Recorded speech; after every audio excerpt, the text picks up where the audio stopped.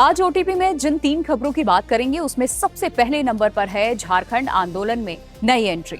वांगचुक होंगे इसमें शामिल क्योंकि अब अटकलें ये लगाई जा रही। वहीं दूसरे नंबर पर आज बात होने वाली है 11 अगस्त को टूट जाएगा पाकिस्तान। क्यों ऐसा हम कह रहे हैं? क्योंकि वहां से ऐसी तस्वीरें सामने आ रही है, दिखाएंगे आपको। वहीं तीसरे नंबर पर बात होगी शहबाज की जाएगी कुर्सी, मुनीर का प्लान एक्सपोज।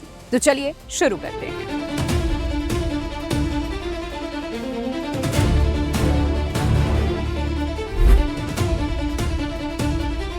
झारखंड की राजधानी रांची में चल रहा छात्रों का आंदोलन अब सिर्फ जेपीएससी और जेएसएससी भर्ती परीक्षाओं में कथित गड़बड़ियों तक सीमित नहीं रह गया। आंदोलन में अब ऐसे नाम जुड़ने लगे हैं जिन्होंने देश भर के छात्र आंदोलनों में अपनी अलग पहचान बनाई है। देखिए, एक तरफ कॉकरोच जनता पार्टी के फाउंडर अभिजीत दीपके ने खुल करके प्रदर्शनकारी छात्रों के समर्थन का ऐलान किया, तो दूसरी तरफ सामाजिक कार्यकर्ता सोनम वांगचुक ने भूख हड़ताल पर बैठे छात्र नेता देवेंद्र नाथ महतो से वीडियो कॉल पर बात करके आंदोलन के प्रति अपनी चिंता और समर्थन जताया। ऐसे में सवाल उठ रहा है कि क्या झारखंड का यह आंदोलन अब राष्ट्रीय स्तर की लड़ाई बनने जा रहा है? देखिए, झारखंड की राजधानी रांची में जेपीएससी और जेएसएससी भर्ती परीक्षाओं में कथित अनियमितताओं को लेकर के छात्रों का आंदोलन लगातार तेज होता जा रहा है। पिछले कई दिनों से हजारों अभ्यर्थी सड़कों पर हैं और भर्ती प्रक्रिया में पारदर्शिता, निष्पक्ष जांच, दोषियों पर कार्रवाई की मांग कर रहे हैं। लेकिन अब यह आंदोलन सिर्फ एक राज्य सरकार और छात्र के बीच का मुद्दा नहीं रह गया। देखिए, इसमें राष्ट्रीय स्तर पर चर्चित चेहरों की एंट्री ने नई राजनीतिक और सामाजिक चर्चा छेड़ दी है। आंदोलन से बड़ा नाम सामाजिक कार्यकर्ता सोनम वांगचुक का जुड़ गया है। रांची में छात्र नेता देवेंद्र नाथ महतो कई दिनों से आमरण अनशन पर बैठे थे। इसी दौरान सोनम वांगचुक ने वीडियो कॉल के जरिए उनसे बातचीत की। इस बातचीत में उन्होंने छात्रों की मांगों को विस्तार से सुना और देवेंद्र नाथ महतो की बिगड़ती तबीयत पर चिंता व्यक्त की।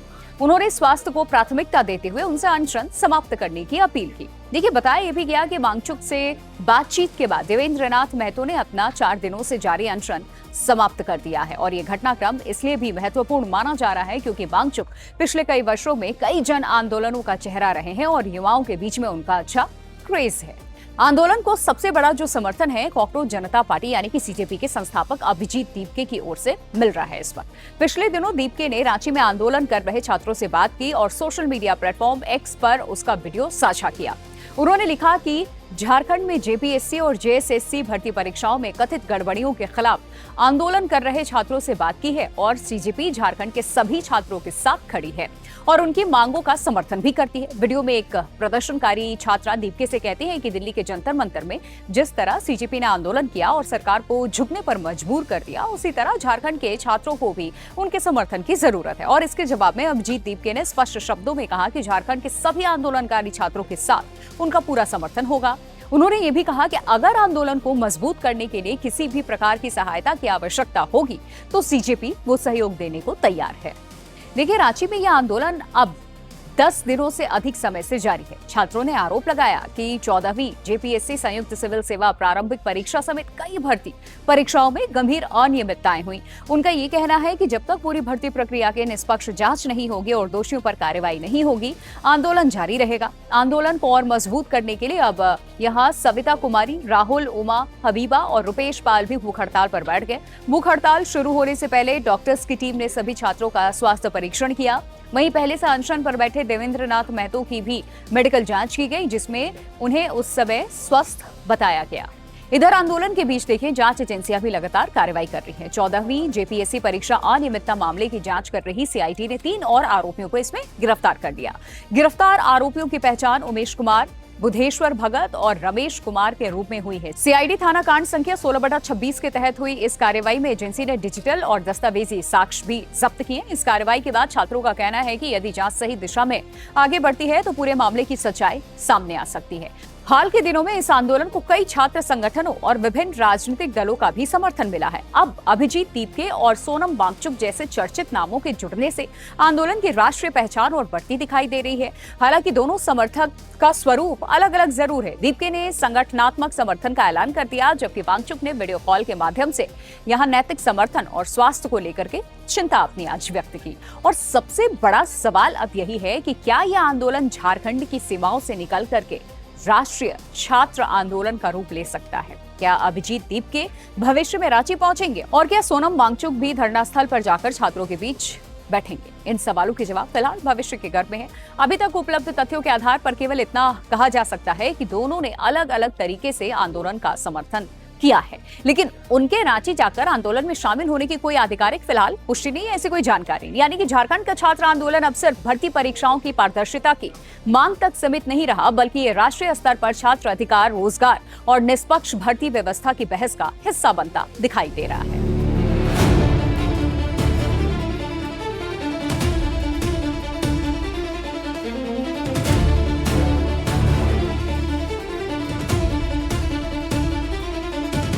11 अगस्त, क्या यही वो तारीख है जो पाकिस्तान के लिए सबसे बड़ा राजनीतिक झटका बन सकती है? क्या बलूचिस्तान का स्वतंत्रता दिवस पाकिस्तान की एकता को खुली चुनौती है और क्या दुनिया के सामने एक नया राष्ट्र बनने की पटकथा लिखी जा रही है? सोशल मीडिया से लेकर अंतर्राष्ट्रीय गलियारों तक यही सवाल गूंज रहे हैं। क्या वाकई 11 अगस्त को पाकिस्तान टूट जाएगा? तो आज की हमारी दूसरी स्टोरी विस्तार से बताते हैं आपको। देखिए, सोशल मीडिया पर इन दिनों एक दावा तेजी से वायरल हो रहा है, 11 अगस्त को पाकिस्तान टूट जाएगा। इसकी वजह है बलूच राष्ट्रवादी संगठन रिपब्लिक ऑफ बलूचिस्तान, जिसकी ओर से किया गया ये ऐलान। इसमें 11 अगस्त को बलूचिस्तान का स्वतंत्रता दिवस मनाने की घोषणा कर दी गई। संगठन ने दुनिया भर में रहने वाले बलूच लोगों से अपने घर, बाजार और सार्वजनिक स्थानों पर बलूचिस्तान का झंडा फहराने की अपील की और अंतर्राष्ट्रीय समुदाय से स्वतंत्र राष्ट्र के रूप में मान्यता देने की मांग भी की है। लेकिन यहाँ सबसे बड़ा सवाल अब यही है कि क्या ये केवल स्वतंत्रता दिवस घोषित कर देने से कोई नया देश बना सकता है या बन जाता है? सबसे पहले समझते हैं आखिर 11 अगस्त ही क्यों।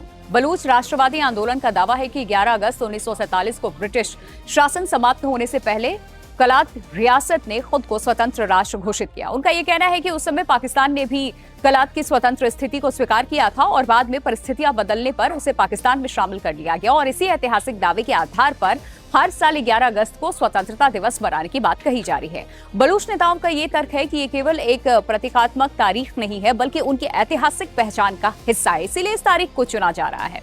देखिए, पाकिस्तान इस पूरे दावे को पूरी तरीके से खारिज करता है। इस्लामाबाद के अनुसार अगर हम देखें तो बलूचिस्तान पाकिस्तान का संवैधानिक और अभिन्न हिस्सा है। संयुक्त राष्ट्र समेत दुनिया का लगभग हर देश भी बलूचिस्तान को पाकिस्तान का हिस्सा मानता है। किसी प्रमुख देश या अंतर्राष्ट्रीय संस्था ने आज तक बलूचिस्तान को अलग देश के रूप में मान्यता नहीं दी है और यही वजह है कि फिलहाल अंतर्राष्ट्रीय कानून की नजर में बलूचिस्तान पाकिस्तान का ही प्रांत है। देखिए, रिपब्लिक ऑफ बलूचिस्तान का ये कहना है कि जब तक पाकिस्तान अपनी वर्तमान स्थिति में रहेगा तब तक क्षेत्र में अस्थायी शांति और विकास संभव ही नहीं है। संगठन ने संयुक्त राष्ट्र और अंतर्राष्ट्रीय समुदाय से स्वतंत्र बलूचिस्तान को मान्यता देने की अपील की। साथ ही संगठन का दावा है कि लगभग 6 करोड़ बलूच खुद को स्वतंत्र राष्ट्र का नागरिक मानते हैं। ये दावा संगठन का है, जिसकी स्वतंत्र पुष्टि नहीं हुई है। देखिए, बलूच आंदोलन से जुड़े नेताओं ने फरवरी 2026 में, याद होगा, एक अंतरिम संविधान जारी करने का भी दावा किया और इस दस्तावेज को स्वतंत्र और धर्मनिरपेक्ष लोकतांत्रिक बलूचिस्तान का ब्लूप्रिंट बताया गया। इसमें विभिन्न समुदायों के अधिकारों की बात कही गई। हालांकि ये संविधान किसी अंतर्राष्ट्रीय संस्था द्वारा मान्यता प्राप्त संवैधानिक दस्तावेज फिलहाल नहीं है। पिछले कुछ महीनों में बलूचिस्तान में सुरक्षा बलों पर लगातार हमलों की खबरें सामने आ रही हैं।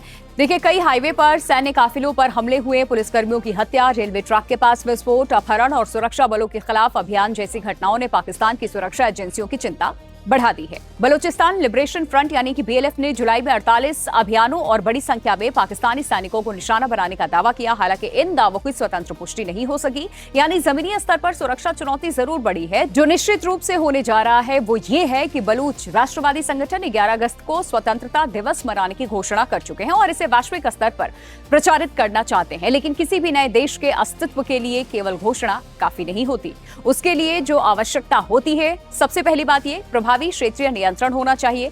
दूसरी बात यह कि स्थानीय शासन व्यवस्था, अंतर्राष्ट्रीय मान्यता और संयुक्त राष्ट्र जैसे वैश्विक संस्थानों की स्वीकार्यता, ये सब जरूरी है। इसमें से फिलहाल सबसे बड़ी कमी अंतर्राष्ट्रीय मान्यता की है बलूचिस्तान के पास। अब ऐसे में सबसे बड़ा सवाल कि क्या भारत बलूचिस्तान को मान्यता देगा? यही सवाल इन दिनों सबसे ज्यादा पूछा जा रहा है। फिलहाल भारत सरकार की ओर से ऐसी कोई आधिकारिक घोषणा नहीं हुई है कि वो बलूचिस्तान को स्वतंत्र राष्ट्र के रूप में मान्यता देने जा रही है। इसीलिए इस विषय पर अभी कोई भी दावा करना जल्दबाजी होगी। देखिए, 11 अगस्त निश्चित रूप से पाकिस्तान के लिए एक संवेदनशील राजनीतिक तारीख बन सकती है, क्योंकि उसी दिन बलूच राष्ट्रवादी संगठन स्वतंत्रता दिवस मनाने की तैयारी कर रहे हैं और ये पाकिस्तान के भीतर लंबे समय से चल रहे बलूच असंतोष और अलगाववादी आंदोलन को फिर वैश्विक चर्चा में ला सकता है। बलूच राष्ट्रवादी संगठन स्वतंत्रता दिवस मनाने और अंतर्राष्ट्रीय मान्यता की मांग कर रहे हैं, जबकि अंतर्राष्ट्रीय कानून और वैश्विक समुदाय अभी भी बलूचिस्तान को पाकिस्तान का हिस्सा मानते हैं और इसीलिए बलूचिस्तान पर 11 अगस्त को नजरें जरूर पूरी दुनिया की रहेंगे कि आखिर होगा क्या।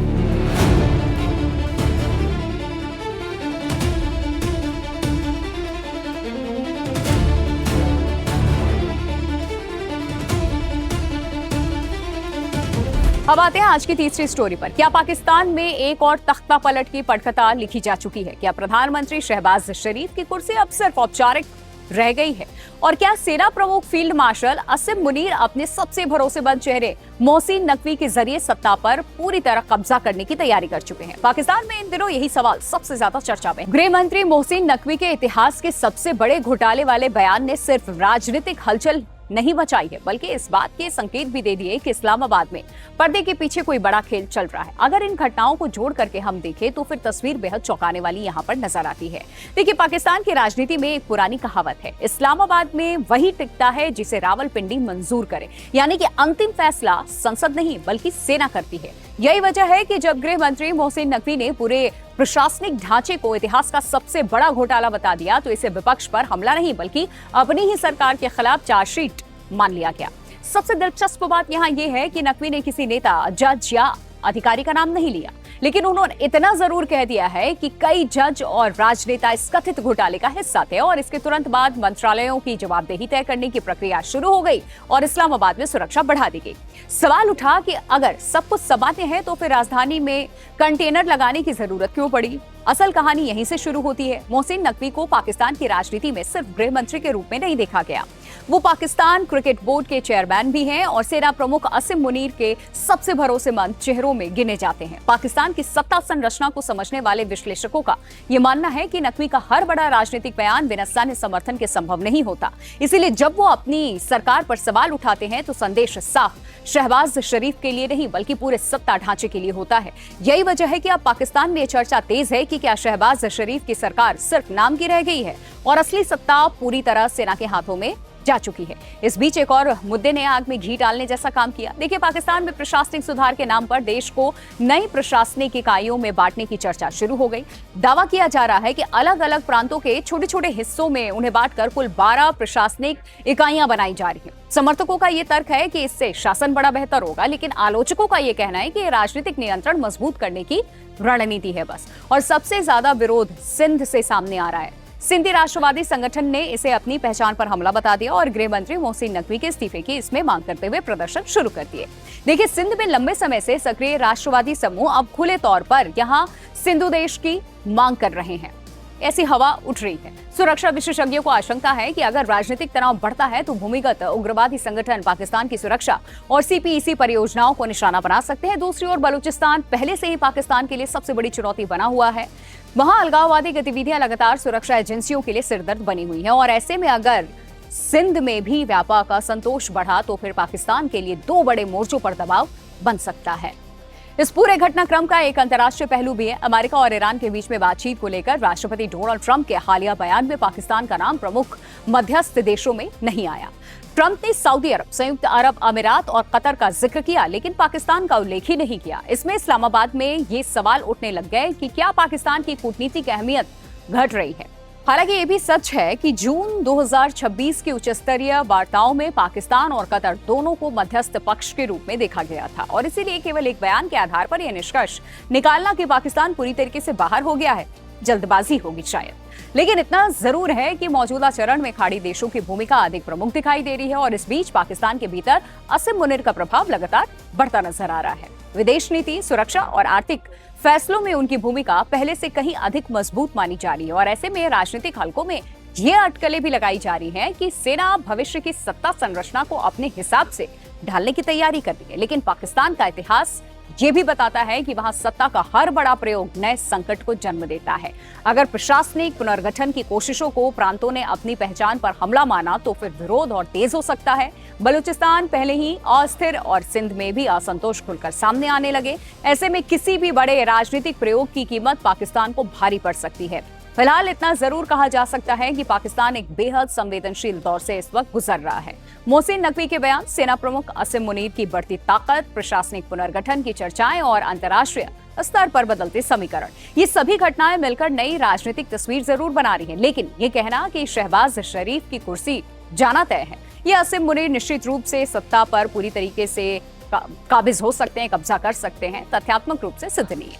आने वाले दिनों में इस्लामाबाद की राजनीति किस दिशा में जाएगी, इस पर पूरे क्षेत्र की नजर बनी रहेगी और सिर्फ पाकिस्तान ही नहीं, पूरे विश्व भर की नजरें इस पर टिकी हैं।